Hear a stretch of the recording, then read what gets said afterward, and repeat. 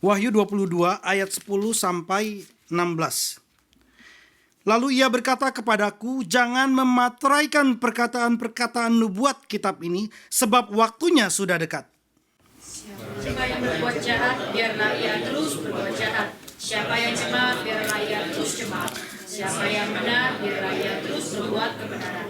Siapa yang kudus, biarlah ia terus menguduskan diri.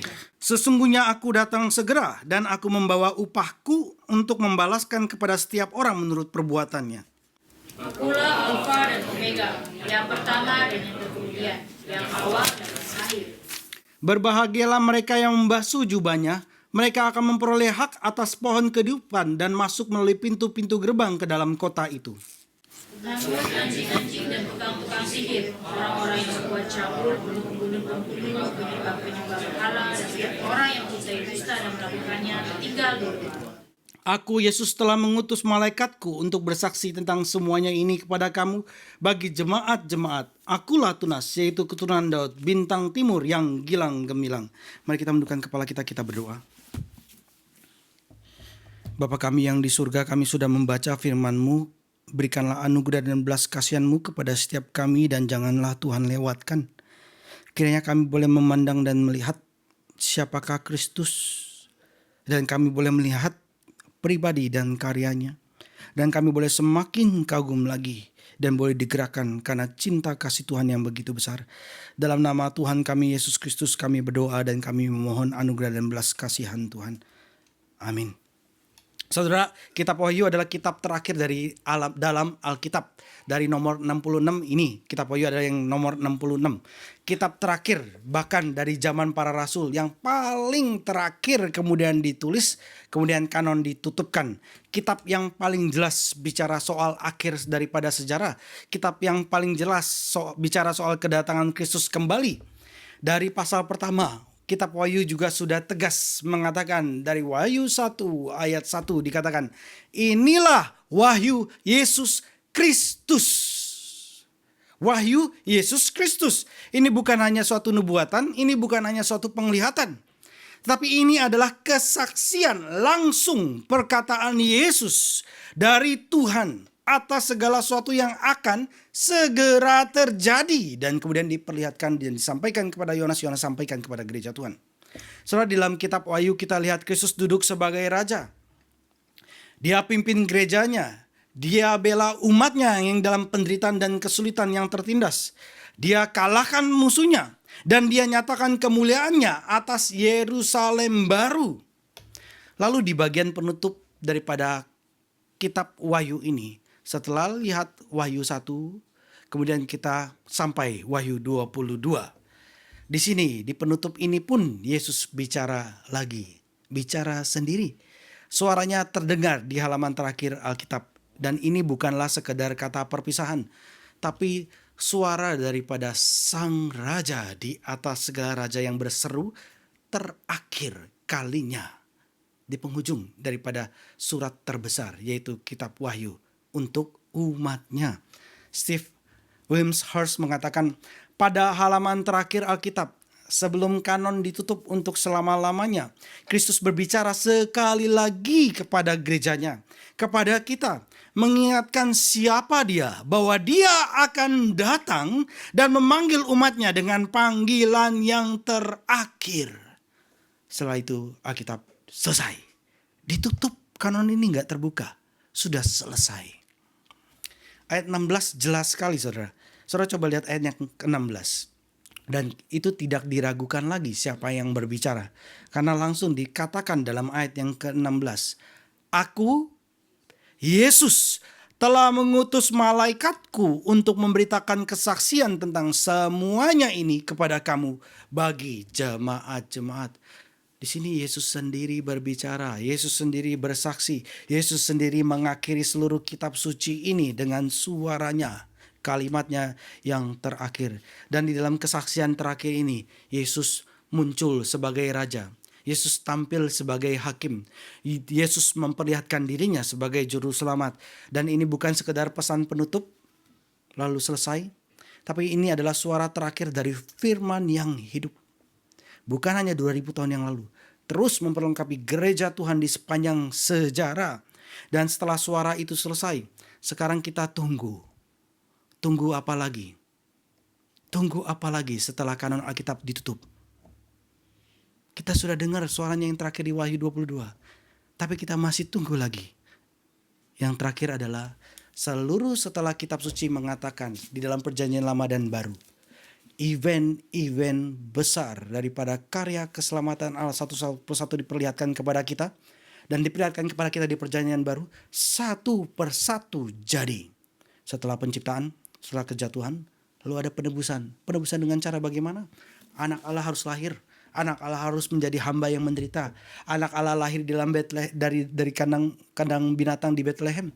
Lalu kemudian dia melakukan tanda-tanda dan mujizat untuk menyatakan kemesiasannya dia. Lalu kemudian karena kemesiasan itu pun dia akhirnya harus dimatikan. Tapi kemudian dia bangkit. Kemudian dia naik ke surga. Roh Kudus turun, dicurahkan. Semua hal itu sudah dikatakan dalam perjanjian lama dan dibuatkan. Satu persatu jadi, satu persatu jadi. Terus kemudian apa yang ada di paling ujung tinggal satu lagi. Itu Kristus datang. Kita hidup di zaman akhir. Jadi satu event besar di dalam sejarah yang dinyatakan, yang terus kita nantikan adalah yang terakhir itu. Yaitu apa? Kristus datang kembali. Saudara, kita sudah di penghujung daripada zaman. Dan adalah bagi orang Kristen yang hidup di zaman ini adalah menunggu kedatangannya kembali.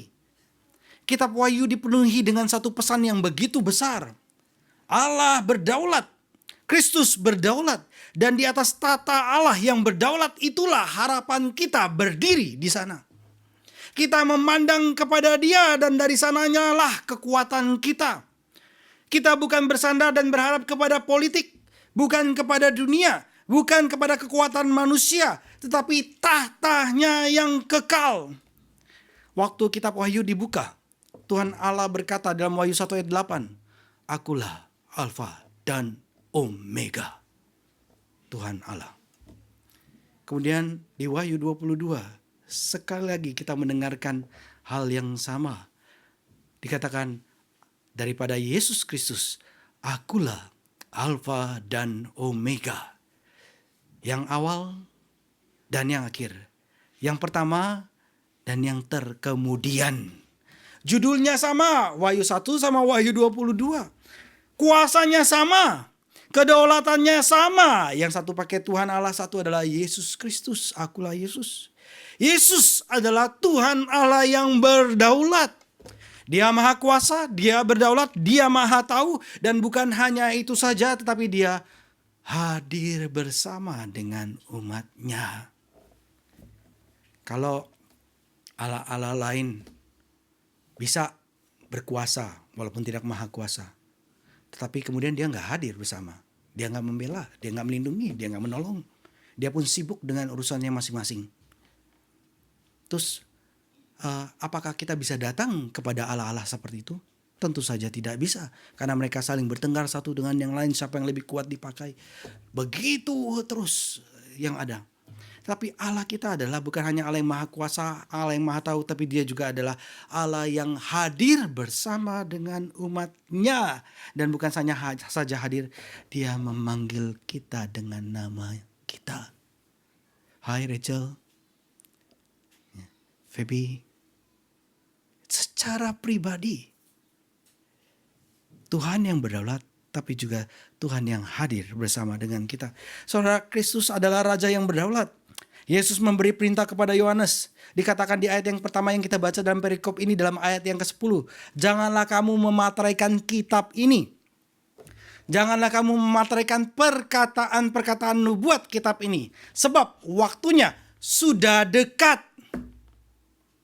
Saudara, Yesus tahu bahwa waktunya genting. Yesus tahu gereja sedang dalam tekanan. Maka kitab ini tidak boleh disegel. Artinya harus dibukakan. Harus dinyatakan. Gereja Tuhan, umat Tuhan harus tahu. Rasul Yohanes ini bilang apa yang disampaikan oleh Tuhan kepada dia. Sehingga gereja Tuhan ketika hidup di zaman akhir ini bukan hidup di dalam kecemasan dan ketakutan, tapi boleh melihat siapakah Tuhan dan bergantung kepada Dia yang ada di atas tahta, dan kepadanya lah harapan kita bersandar penuh. Saudara, bandingkan dengan kitab Nabi Daniel, kan sama juga berkaitan dengan materai. Kalau kepada Yohanes dikatakan, jangan dimateraikan. Tapi kepada Daniel dikatakan, Daniel, kamu materaikan perkataan-perkataan nubuatan ini. Loh, kok berbeda? Tuhan yang sama tapi kok ngomong hal yang berbeda? Tapi zamannya berbeda, saudara. Zamannya berbeda.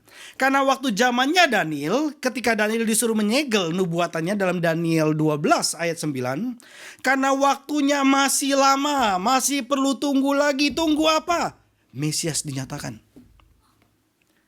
Mesias dinyatakan. Tunggu apa? Kerajaan Allah datang. Tunggu apa? Rajanya dinyatakan, yaitu Yesus Kristus, dialah Mesias. Tapi sekarang semua itu sudah digenapi. Tapi kemudian kenapa kepada Yohanes dinyatakan jangan disegel? Karena waktunya sudah dekat. Tinggal satu lagi. Kristus datang. Artinya saudara, kitab Wahyu itu bukan buat masa depan yang jauh. Kitab ini buat masa gereja 2000 tahun yang lalu. Ya, berbicara kepada mereka. Kitab ini juga berbicara kepada kita, gereja Tuhan di masa ini. Ya, karena dia adalah Alfa dan Omega. Bukan hanya ada di awal dan di akhir, tapi juga Beta, Gamma, Delta. Di sepanjang sejarah, Tuhan hadir bersama dengan umatnya.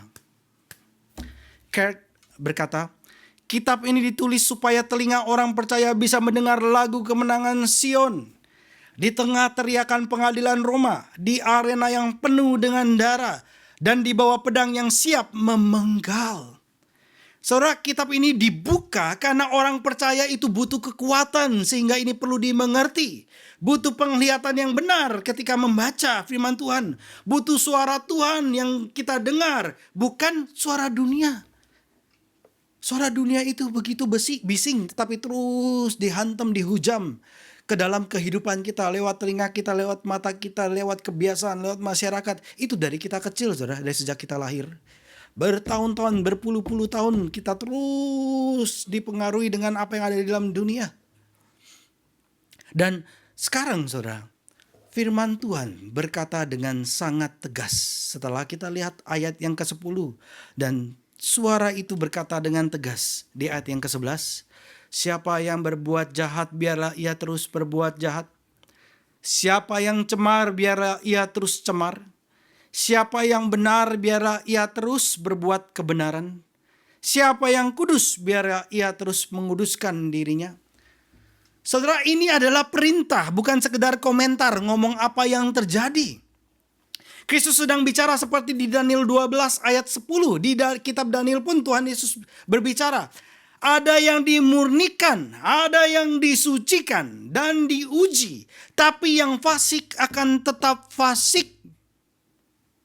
Sama saudara dengan kitab Daniel. Tapi di Wahyu 22 ini Yesus bicara bukan sebagai pengamat lihat keadaan lalu ngomong. Bukan. Dia bicara sebagai raja yang berdaulat. Dia izinkan yang jahat tetap jahat. Yang jahat, orang yang mendapatkan penderitaan karena dosanya, memang itu adalah tindakan hukuman Tuhan, tetapi Tuhan menghukum dengan dosa yang didatangkan daripada seseorang. Tuhan tegaskan yang benar akan tetap benar, yang saleh akan tetap saleh, dan orang yang berdosa akan berdosa, orang yang cemar akan cemar. Kenapa saudara Tuhan ngomong seperti ini di ayat yang ke-11? Karena waktunya tinggal sedikit. Karena saat penampakannya akan tiba.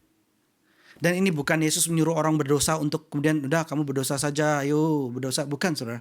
Ini Yesus menyatakan bahwa aku akan membiarkan semuanya kelihatan apa adanya. Ada zaman di mana kamu hidup dalam dosa tapi itu masih bisa ditutupi dengan keindahan palsu. Tapi ada waktunya, dan semakin ada waktunya, kebobrokan yang akan tampil sebagai kebobrokan. Hal yang najis ya akan muncul sebagai hal yang najis. Tetapi orang yang kudus pun akan muncul sebagai orang yang kudus. Kebobrokan dunia akan kelihatan makin busuk. kekudusan umatnya akan makin bersinar. Saudara, dulu orang kan malu ya kalau hidup dalam serumah belum nikah ya. Di sekitar kita di Jepang ini kan orang udah gak malu kan ya. Padahal budaya Jepang dulu pun malu loh. Sekarang sudah gak malu. Terus apa lagi? Free sex sudah gak malu lagi ya. Apalagi di Olimpiade kemarin dipamerkan ya, perjamuan kudus dengan adegan yang tidak senonoh ya. Dan itu bilang, saya tidak menghina kekristenan. Semua gerakannya diatur seperti perjamuan kudus loh. Yang bukan perjamuan kudus yang di itu ya. Maksudnya perjamuan kudus Leonardo da Vinci ya, lukisan itu kan. Tapi kan itu ikon juga kan dari perjamuan kudus yang digambarkan. Udah gak malu memproklamirkan. Tapi ketika mendapatkan kerugian bilang bahwa, oh enggak, bukan maksud saya seperti itu kok. Dunia makin berani saudara untuk menyatakan kebobrokan dan melawan Kristus. Semakin berani. Segala yang najis dirayakan. Saya coba lihat Instagram, TikTok, Facebook. Semakin dirayakan. Dulu orang malu-malu tutup-tutupi. Tapi orang yang tutupi itu pun ada yang kemudian di depan bilang bahwa firman Tuhan berkata gitu ya. Jadi beda kan yang di dalam sama yang di luar kan ya. Tapi Tuhan katakan, tiba waktunya dan segera. Yang bobrok, kelihatanlah bobroknya. Yang kudus, kelihatanlah kudusnya. Di zaman kita segala hal yang najis dirayakan, dosa dijadikan suatu kebanggaan. Orang benar bahkan dihina. Kamu gak bisa. Siapa? Kamu gak berani. Itu kolot. Itu kuno. Tapi ini saudara bukan suara hanya di zaman ini ya. Ketika si Nuh mau masuk ke dalam bahtera pun, orang tetap melakukan keseharian mereka. Makan, minum, pakai, kawin dan mengawinkan. Kira-kira kalau mereka masuk TK, SD, SMP, SMA, kuliah, bekerja, menikah, punya anak, dan hanya sekedar melakukan rutinitas seperti itu, saudara. Tapi Yesus berkata, Aku akan buat semuanya terlihat apa adanya. Kejahatan akan dinyatakan sebagai kejahatan. Kebusukan akan tercium sampai ke ujung bumi. Kebenaran akan bercahaya seperti terang yang sejati. Saudara, kalau saudara datang ke Jepang, saudara bandingkan moralitas saudara tidak lebih baik daripada orang Jepang, saudara tetap jangan malu untuk memproklamasikan siapakah Yesus Kristus. Biasa terbentur kan ya. Wih, orang Jepang kalau naik kereta itu ngantri. Kita mau ke toilet karena saking kebelet kita nyerobot. Gitu ya. Nyerobot. Waduh, saya tidak memuliakan Tuhan. Akhirnya takut menyuarakan siapakah Tuhan. Memang tentu yang baik adalah ketika moral saudara baik dan saudara juga menyuarakan siapakah Kristus. Karena orang Jepang akan lihat benar enggak pemberitaan kamu itu sesuai dengan hidup kamu. Ketika hidup kamu sesuai dengan pemberitaan kamu, barulah saya mau kenal kamu, mau mulai percaya dengan apa yang kamu katakan. Ini dikatakan sekitar berapa tuh? 400 tahun yang lalu ya, abad 17, ketika Francis Xavier pertama kali datang ke Jepang. Kemudian, saudara, kebenaran akan bercahaya seperti terang yang sejati. Itu walaupun kita dalam kelemahan, kita tetap suarakan siapa Kristus. Lalu kalau itu apalagi kenalan kita, dan dia melihat, loh kok kamu berubah ya? Dulu hidup kamu sembarangan, sekarang hidup kamu berintegritas. Dulu kamu mudah meledak-ledak, tapi kamu penuh dengan kesabaran. Terus mereka kaget, kok bisa ada perubahan itu? Nah, kamu bersaksi, ya karena Kristus sudah menebus saya. Bahkan kelemahan pun memuliakan Tuhan. Terlebih lagi Tuhan bisa pakai setiap talenta yang kita gunakan untuk memuliakan Tuhan. Dengan bertanggung jawab, bukan? Kebenaran akan bercahaya seperti terang yang sejati. Kebenaran apa? Yang seringkali adalah menyatakan bukan kita kuat, tapi kita adalah orang yang berdosa. Orang yang seringkali mengalami kegagalan. Tetapi kita tidak dibiarkan Tuhan, tapi beroleh anugerah dan belas kasihan Tuhan. Dan itulah penghiburan bagi umat Tuhan. Bukan bahwa hidup ini akan kemudian setelah menjadi orang Kristen itu mudah. Tidak. Kehidupan setelah menjadi orang Kristen bukan berarti bahwa hidup kita akan mudah.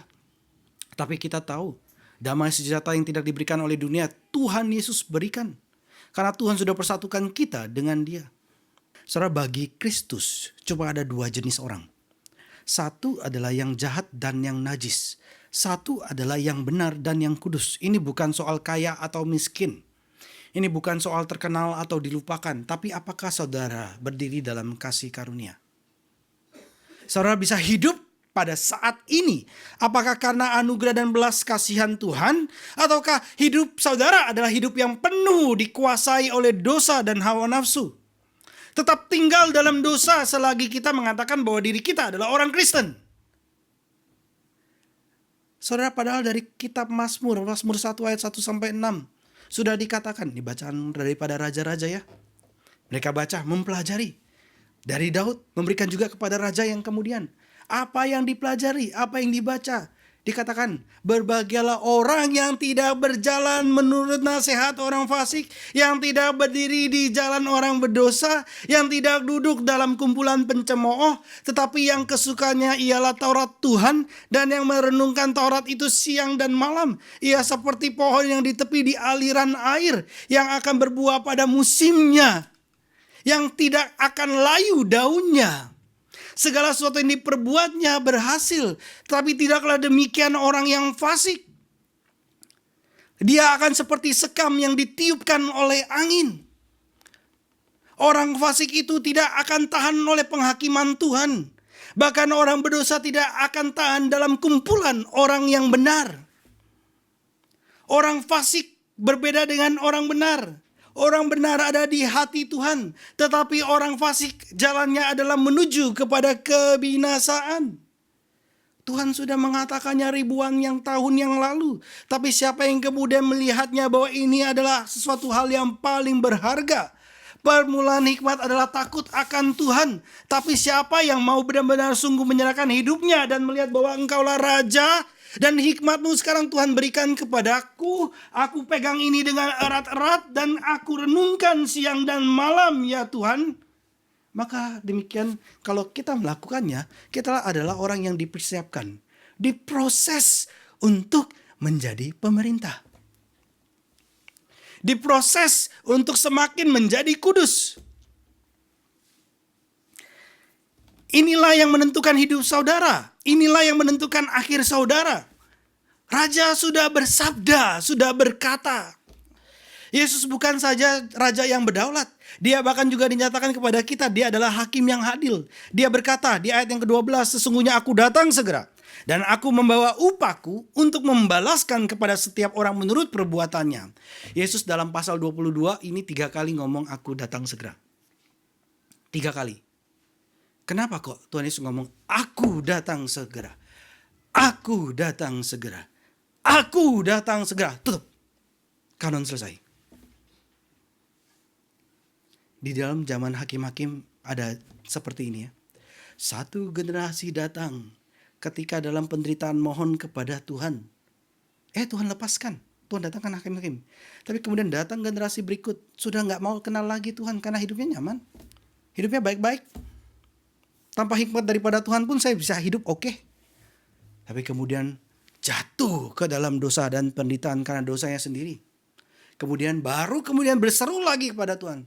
Tapi bolak-balik. Kenapa seperti ini? Karena manusia suka lupa.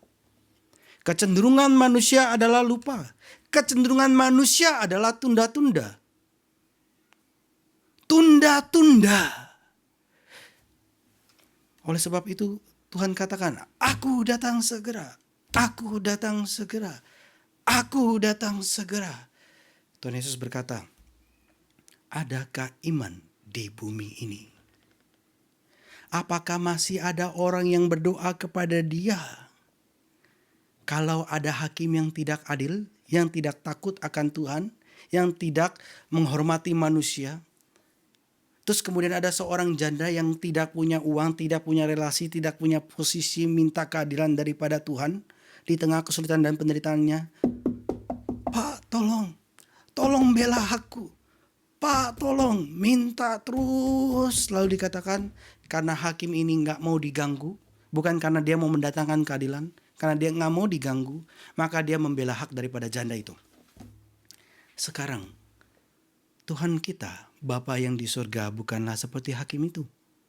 Apalagi Bapa kita yang di surga, bukankah dia akan mendengarkan seruan doa daripada anak-anaknya meminta pertolongan daripada Tuhan?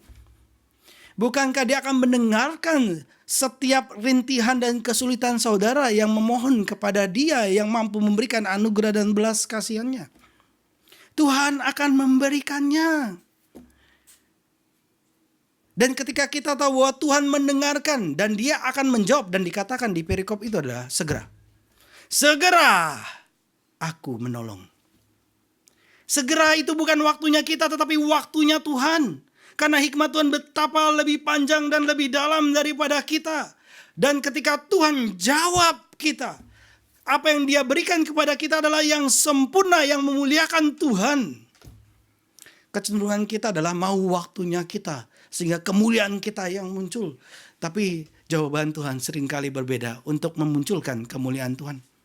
Dan Tuhan katakan, aku datang segera, aku datang segera, aku datang segera. Karena kita cenderung lupa, kita sering tunda. Dan kiranya saudara tetap terus bertekun di dalam doa, dalam kesetiaan sebagaimana seorang janda. Karena Kristus akan datang segera.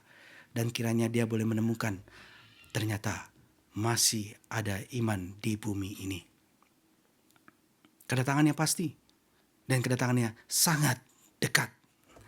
Dan ini adalah gema dari Yesaya 40 ayat 10. Yesaya katakan, sesungguhnya Tuhan Allah datang dengan kekuatan, upahnya ada bersamanya. Upah Tuhan datangkan, Tuhan berikan kepada umatnya. Yesus juga pernah mengajar hal yang sama dengan perumpamaan talenta. Seorang tuan pergi ke tempat yang jauh dan dia memberikan talenta kepada hambanya. Dan hambanya ada yang mengerjakan, ada yang tidak.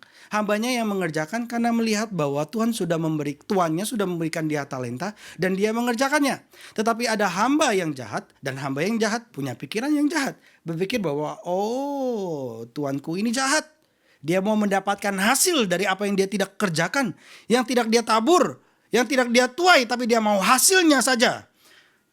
Terus kemudian dia sembunyikan talenta itu. Kemudian tuannya balik mengadakan perhitungan. Yang setia diberikan pujian. Baik sekali, hai hambaku yang baik dan setia. Terus dipercayakan berapa kota. Dipercayakan berapa kota sesuai dengan talenta mereka masing-masing, diberikan upahnya kepada mereka. Tapi yang malas dikatakan dilempar ke dalam kegelapan, di sanalah ada ratap tangis dan kertak gigi. Saudara, ini bukan dongeng. Walaupun Tuhan Yesus menyampaikan dengan perumpamaan, ini suatu realita daripada zaman akhir. Setiap orang akan diadili pada akhir zaman. Setiap orang akan masuk ke dalam tata penghakiman Kristus. Karena dia selain raja, dia juga adalah hakim yang tertinggi. Penghakiman terakhir akan diadakan. Simon Kistemaker mengatakan, kedatangan Yesus membawa sukacita bagi orang percaya, tetapi ketakutan bagi orang yang tidak percaya. Sebagai orang Kristen, saudara berdoa, doanya itu, Tuhan datanglah segera, atau Tuhan tunggu dong, jangan datang dulu, saya masih berdosa. Yang mana saudara? Berharap Tuhan datang segera. Kami mau bertemu dengan Engkau, menikmati perjamuan yang Engkau adakan, makan semeja dengan Bapa kami Abraham, Ishak dan Yakub. Memandang wajah Tuhan muka dengan penuh kemuliaan Tuhan. Saudara, bagi yang sudah ditebus, yang setia, Tuhan berikan upah. Bukan hanya keselamatan, upah Tuhan berikan. Bagi yang menolak Kristus, yang tetap dalam kejahatan, ada penghukuman kekal dikatakan. Tetapi penghakiman ini bukan cuma di akhir zaman, di dalam sejarah pun waktu Wahyu 2 dikatakan. Kepada perempuan Izebel, yang berbuat dengan kenajisan dan kekotorannya, Tuhan berkata, aku akan melemparkan dia ke ranjang sakit dan anak-anaknya akan kubunuh. Dan Yesus katakan, aku akan membalas kamu masing-masing menurut perbuatanmu. Apa yang terjadi? Terluka. Parah. Karena apa? Karena dosanya.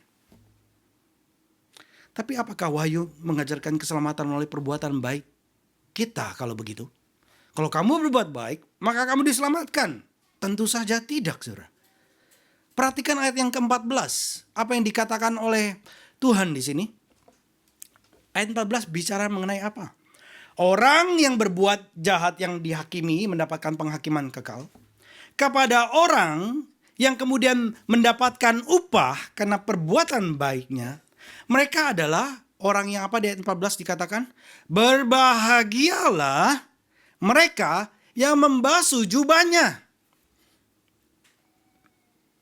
Yang diselamatkan adalah mereka yang dicuci oleh darah Kristus, bukan yang punya perbuatan yang hebat dan kuat. Bukan. Sehingga saudara nggak usah ragu untuk datang kepada Tuhan dengan apa adanya saudara. Kalau saudara kurang pada saat ini di bagian tertentu, dan kiranya Tuhan boleh melengkapi kita dengan kekuatan. Kita ada lemah di sana dan di sini, dan nyatakan itu kepada Tuhan. Mungkin Tuhan akan pakai juga saudara seiman yang lain untuk mengangkat saudara, menguatkan saudara. Karena kita adalah komunitas, bukan personal, makhluk yang sendiri. Saya waktu mempersiapkan sesuatu gitu ya, dengan komputer saya selama 1-2 jam duduk dekat supermarket, orang lalu lalang. Dan di lalu lalang itu berapa kali, ada 3-4 kali dalam 1-2 jam itu orang bicara sendiri. Bukan bicara seperti saya nyetir ya, ini belok mana ya, oh belok kanan. Sambil makan atau apa gitu ya, oh saya kayak gak konsen. Bukan ngomong sendiri seperti itu, bukan self talk. Tapi ngomongnya seperti dia ngomong sendiri, suatu imajinasi atau mimpi. Sambil ada rotinya kadang di meja. Kayak gitu ya. Dan itu bukan 1 orang, 3 orang, 4 orang dalam 1-2 jam. Kenapa? Loneliness. Manusia harus bicara. Gak ada relasi. Bicara sama siapa? Gak ada. Berusaha bicara sendiri.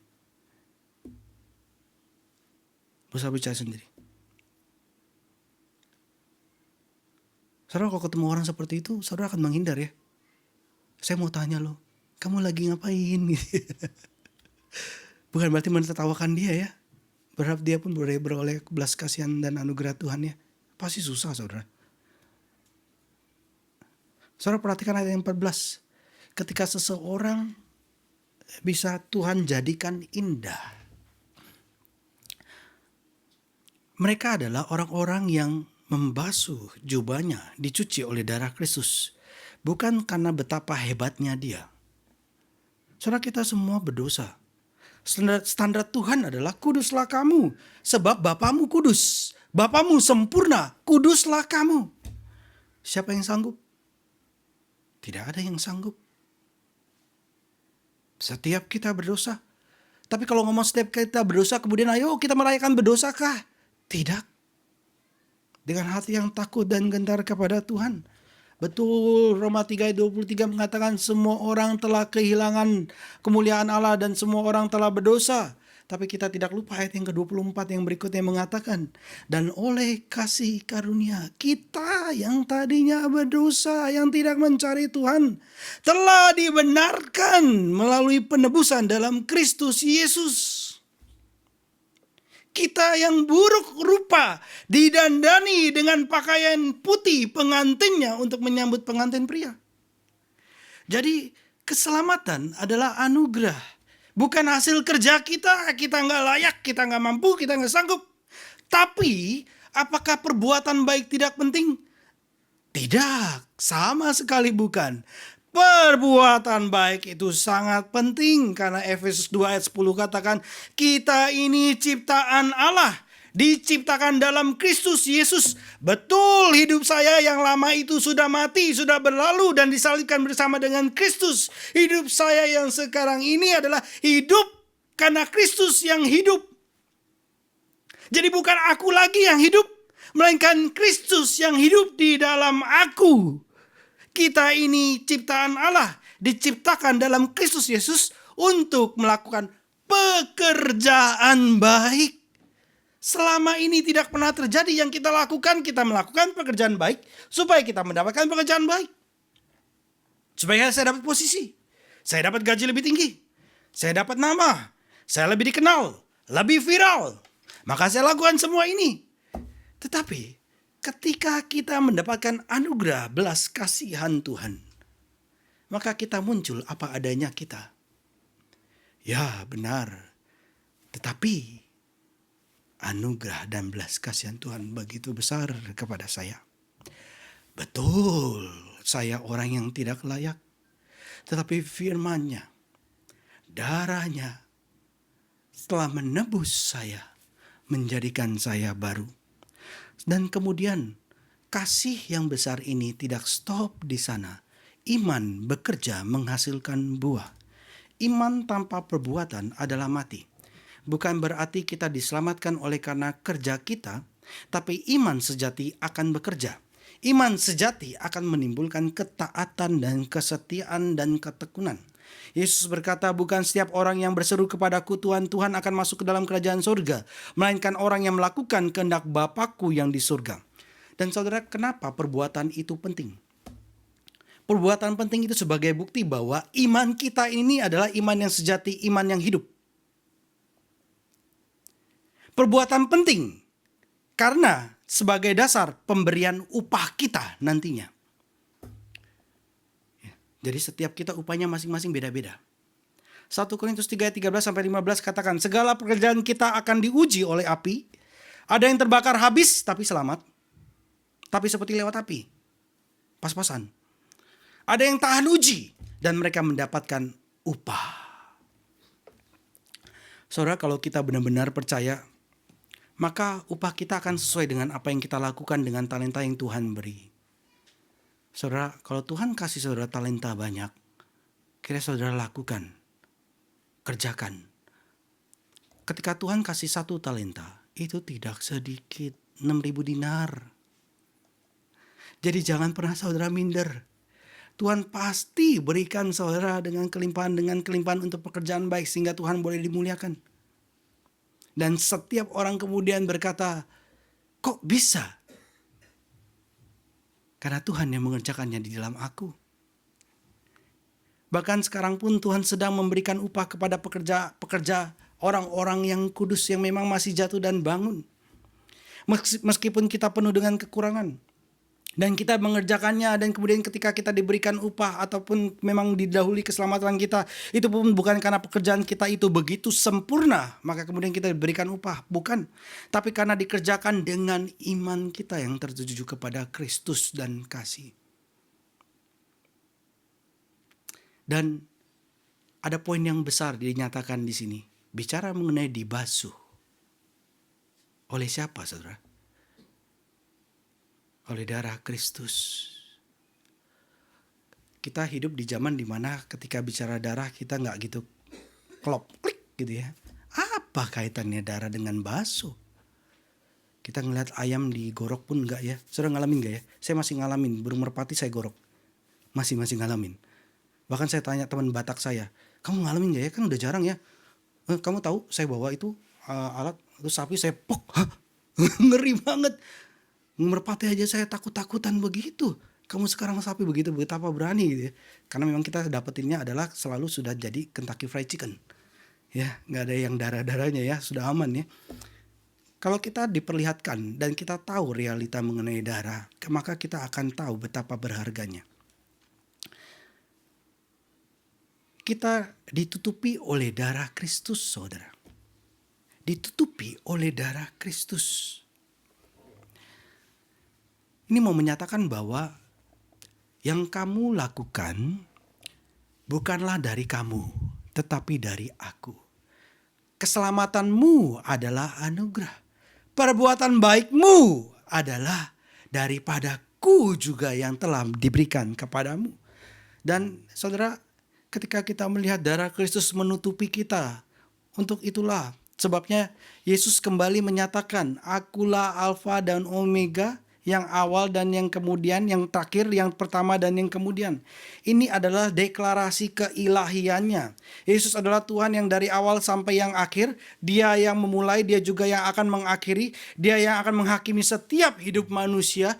Bagi orang fasik yang menolak kasihnya, Yesus akan membalas sesuai perbuatan mereka.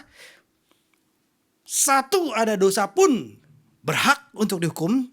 Dan tidak akan ada yang bisa berdalih. Tapi bagi orang yang kudus, Yang diselamatkan bukan karena mereka hebat, tetapi oleh darahnya, darah Yesus, Yesus akan menyambut dan memberikan upah. Karena tata penghakiman ada di tangannya. Dan tata anugerah juga adalah miliknya. Kita diberikan dan diperlihatkan bahwa dia adalah raja, dia adalah hakim. Dan yang terakhir dinyatakan kepada kita juga bahwa dia adalah juru selamat. Dan itulah inti dari seluruh kesaksian ini. Ketika Kristus menutupi kitab Wahyu. Bukan sekedar penghakiman, bukan sekedar peperangan, tapi panggilan untuk diselamatkan. Selesai. Berita ini sangat-sangat menghibur gereja Tuhan. Berita ini adalah kabar baik untuk diberitakan ke seluruh dunia mengenai siapakah Yesus. Yesus berkata, berbahagialah mereka yang membasuh jubahnya. Mereka akan memperoleh hak atas pohon kehidupan dan masuk melalui pintu-pintu gerbang ke dalam kota itu. Setelah kita baca bersama-sama sekali lagi, jadikan ini ayat hafalan, Wahyu 22 ayat 14. Wahyu 22 ayat 14. Bersama-sama, 1, 2, 3. Berbahagialah mereka yang membasuh jubahnya, mereka akan memperoleh hak atas pohon kehidupan dan masuk melalui pintu-pintu gerbang ke dalam kota itu. Kalimatnya adalah berbahagialah. Kalau ingat berbahagialah, saudara ingat di mana?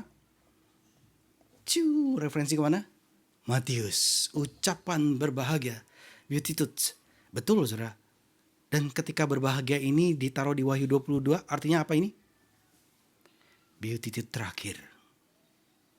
Ini artinya ucapan bahagia terakhir yang diberikan oleh Yesus.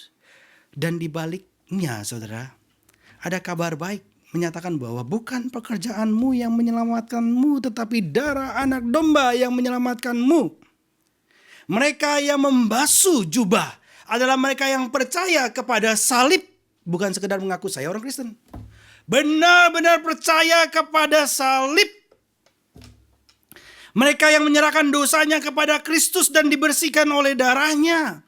Efesus 1 ayat 7 berkata, di dalam dia kita memiliki penebusan oleh darahnya, yaitu pengampunan dosa.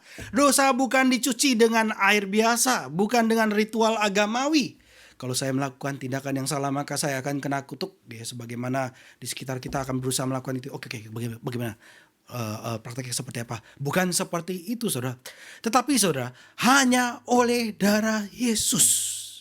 Dan ini bukan kejadian di masa lalu 2000 tahun saja. Betul, Kristus disalibkan sekali untuk selamanya. Tetapi ketika bicara dibasuh oleh darah Yesus, kata kerjanya ini bukanlah past tense. Present tense. Dibasuh. Bukan cuma kejadian masa lalu. Tapi ini adalah tiap-tiap hari, tiap-tiap waktu. Dan saudara kalau mau tahu, ini adalah sumber kekuatan kita setiap hari.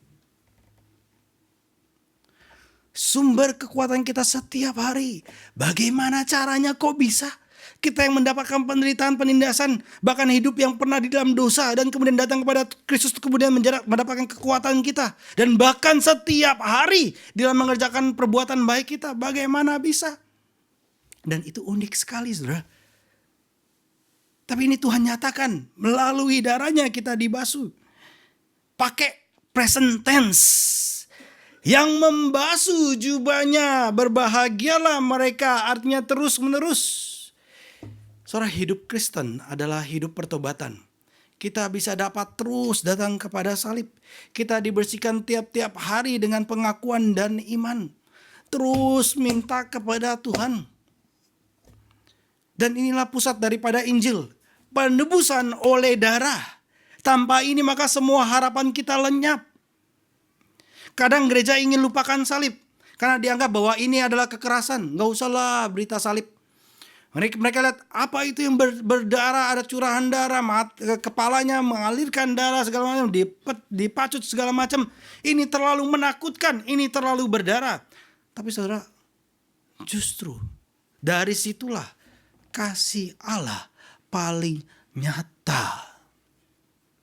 Tanpa darah tidak ada pengampunan. Tanpa pengorbanan tidak ada keselamatan. Kalau mobil ditabrak, pluk aja ada uang damai. Terlebih bicara mengenai hidup mati kita. Dari manakah kita beroleh hidup yang kekal? Selain daripada damai sejahtera yang telah diberikan melalui adanya darah yang tercurah. Ada harga yang harus dibayar, yaitu darah anaknya sendiri yang diberikan. Saudara ingat Wahyu 12 ayat 11 mengatakan mereka mengalahkan iblis oleh darah anak domba dan oleh perkataan kesaksian mereka. Orang Kristen menang karena darah anak domba dan perkataan kesaksian mereka menyatakan bahwa bukan saya yang kuat tetapi Allah yang bertapa berbelas kasihan. Bukan saya yang hebat dan mampu tapi Tuhan yang mendatangkan. Saudara, tanpa darah kita akan dikalahkan. Tapi dengan darah anak domba kita akan menang bersama dengan Kristus yang telah menang. Maka siapa yang akan selamat? Mereka yang selamat adalah hanya mereka yang mengakui dosanya. Tuhan, saya orang berdosa dan tidak layak. Siapa yang mereka yang bisa diselamatkan? Hanyalah mereka yang datang kepada salib Kristus. Siapa mereka yang bisa diselamatkan? Hanya mereka yang percaya kepada anak domba. Dan saudara, berkatnya besar. Dikatakan apa? Yang dibasuh darahnya? Dibasuh? Hak atas pohon kehidupan. Akses kepada kota Allah. Artinya hidup yang kekal, saudara. Sejak kejadian ketiga, ini sudah bicara berkenaan dengan hal ini. Manusia diusir dari Taman Eden. Dijauhkan dari pohon kehidupan. Karena dosa mereka. Tapi sekarang karena Kristus, pintu itu dibuka kembali dengan lebarnya. Yang semula hilang, kemudian didapatkan kembali. Perjanjian baru menggantikan yang lama tergenapi. Darah anak domba mengembalikan apa yang rusak. Saudara, kalau melihat di musim semi, tapi yang saudara temukan adalah coklat dan kering. Nggak ada keindahan. Nggak ada kehidupan. Suasana hati pun juga kering kali. Kita ngarepin semi kok jadi begini. Tapi itulah melalui Adam pertama. Tapi melalui Adam kedua, apa yang muncul kemudian? Hijau tumbuh, segar, bunga mulai muncul dengan warna-warninya yang entah kok bisa ada warna gradasi kayak begini yang begitu indahnya. Siapa yang punya hidup, yang memberikan kehidupan? Kristus adalah jalan kebenaran dan hidup. Dan dia memberikan hidup. Hidup yang kekal tidak akan diberikan daripada yang lain selain daripada dia. Saudara, darah anak domba mengembalikan apa yang rusak.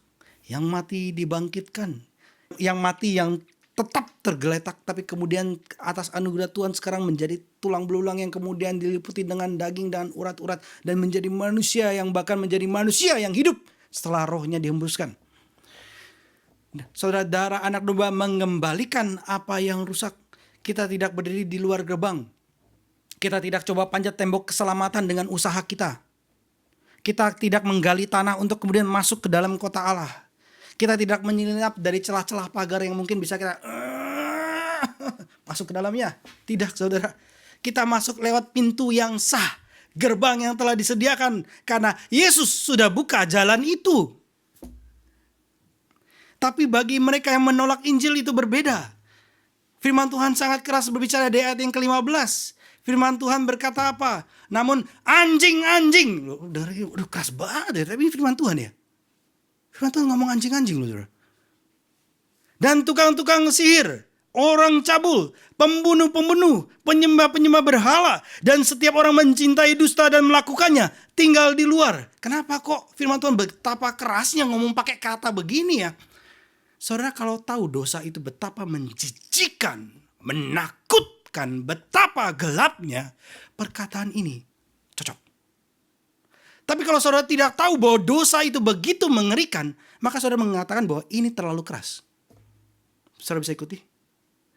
Kalau saudara tahu dosa itu begitu mengerikan, kata ini tepat. Terdengar keras memang bagi zaman kita. Tapi ini realita. Yang tetap dalam dosa yang tidak bertobat akan ditolak, mereka tetap di luar, dibuang seperti anjing yang hina. Mereka adalah orang-orang yang mencintai dan melakukan dusta, bukan hanya berdosa, tapi juga menipu orang lain supaya ikut dalam dosanya. Jangan saya sendiri, kamu juga, kamu juga, kamu juga. Sehingga bukan hanya dosa pribadi tapi komunal, baik sengaja maupun tidak disengajai. Kemudian menutupi kebenaran. Kemudian menjauhkan orang daripada Injil. Jangan duduk dalam kumpulan orang-orang benar. Saudara, apakah mereka termasuk yang mengaku Kristen tapi hidup dalam penyembahan berhala modern? Sangat mungkin. Saya orang Kristen. Berhalanya bukan berhala yang kelihatan, berhala modern. Saya orang Kristen, tapi tidak pernah menjadikan Yesus sebagai Raja. Saya orang Kristen, tapi nggak ada perbuatan baik yang muncul, padahal ada talenta yang diberikan. Maka Tuhan bilang, inilah waktunya pertanggungjawaban apa yang sudah kamu lakukan. Yesus berkata, bukan setiap orang yang berseru kepadaku, Tuhan, Tuhan, akan masuk ke dalam kerajaan surga, melainkan orang yang melakukan kehendak Bapakku yang di surga. Dan waktu Yesus di bumi ini, dia kasih perumpamaan. Banyak orang yang dipanggil. Saya Kristen, saya Kristen, saya Kristen, saya Kristen. Saya dibaptis, saya dibaptis, saya dibaptis, saya dibaptis. Ya, Yesus Tuhan, Yesus Tuhan. Tapi Tuhan katakan, selain banyak yang dipanggil, tapi sedikit yang dipilih. Maka sekarang pertanyaannya jelas. Saudara, apakah saudara termasuk orang yang masuk? Saudara termasuk orang yang di luar? Apakah jubah kita sudah dibasuh oleh darah Kristus? Ataukah kita masih cinta kenajisan dunia dan bercokol kepadanya? Saudara, kita sudah dengar kesaksian terakhir daripada Yesus yang di penghujung dan sebagai penutup daripada kitab kita. Sekarang giliran daripada setiap kita untuk bersaksi. Baik mau maupun gak mau, kita akan bersaksi.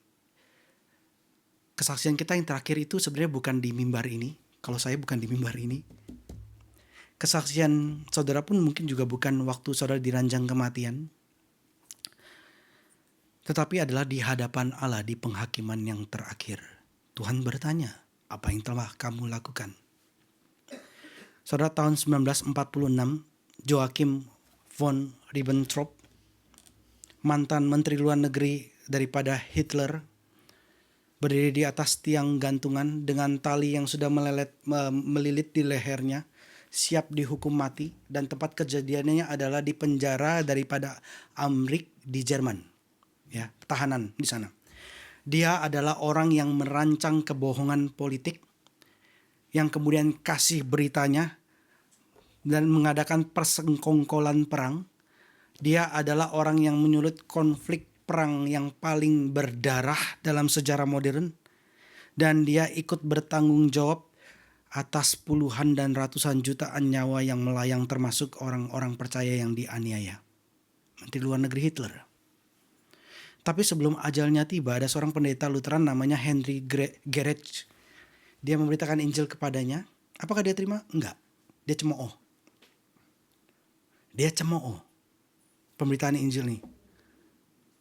Setelah kalau nggak salah 8 hari, saudara bisa cari sejarahnya ya. Setelah ada kemudian orang-orang yang lainnya, kemudian yang dulunya adalah penjahat yang pernah membunuh, penganiaya daripada orang-orang Nazi ini ya, dia kemudian bertobat. Tapi entah ada satu waktu, kalau nggak salah di hari yang ke-8, akhirnya Injil itu menembus hatinya. Ini penjahat kelas kakap, saudara. Menembus hatinya. Dan dia bertobat. Di pagi hari eksekusi, waktu dia dibawa di tiang gantungan itu, tali udah dililit di lehernya. Dan dikatakan, apa kata-katamu terakhir? Dan kata-katanya seperti ini, saudara. Aku menaruh seluruh harapanku kepada anak domba yang telah menebus dosaku. Kiranya Allah mengasihani jiwaku. Kalau kita lihat, ini udah matiin banyak orang gara-gara dia. Harusnya dia mati dong. Nggak layak dong.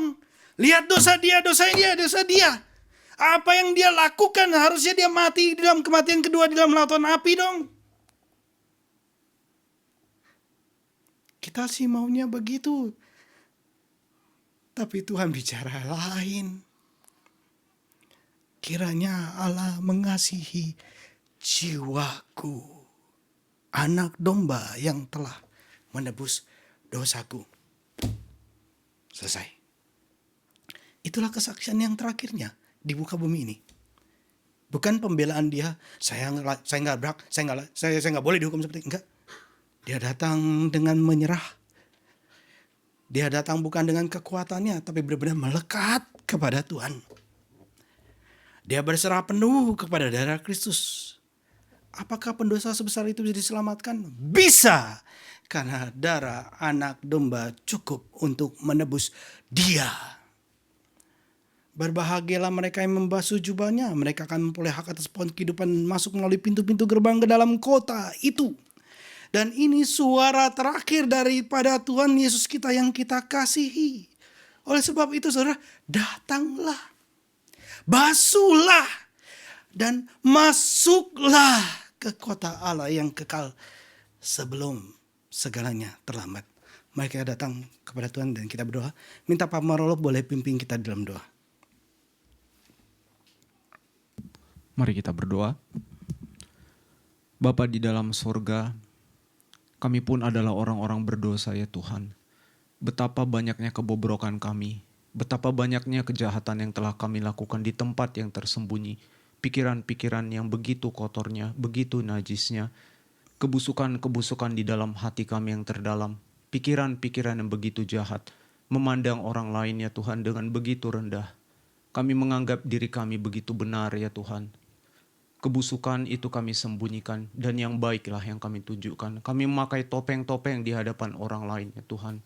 Bahkan dengan ibadah, bahkan dengan kegiatan agama, kami menunjukkan kepada manusia bahwa kami adalah orang yang baik. Tetapi ya Tuhan, ketika anugerah-Mu, ketika Injil-Mu, ketika firman-Mu, ketika Roh Kudus bekerja menembus hati kami yang terdalam ya Tuhan, kami pun tersungkur. Kami menyadari betapa bobroknya kami ya Tuhan. Kami tidak ada bedanya dengan Joachim von ya Tuhan yang telah membunuh banyak manusia. Kami tidak ada bedanya dengan penjahat-penjahat yang telah memperkosa, yang telah membunuh banyak orang lain. Kami pun sama-sama orang berdosa ya Tuhan, yang begitu jahat. Terima kasih karena Engkau sendirilah yang telah memberikan pengampunan yang begitu ajaib, begitu besar melalui karya Kristus di kayu salib. Kami hanya bisa tertegun ya Tuhan. Kami hanya bisa tersungkur, hanya bisa menyembah, hanya bisa bersyukur atas karya yang begitu besar, atas pengampunan yang begitu besar, atas anugerah yang begitu ajaib yang bekerja di dalam hati kami. Kami berterima kasih kalau kami telah mendapatkan pengampunan daripada Tuhan. Dan biarlah ya Tuhan, darah Kristus yang telah menguduskan kami, yang terus menguduskan kami, biarlah itu pun yang boleh terus membawa kami semakin kudus di hadapan Tuhan.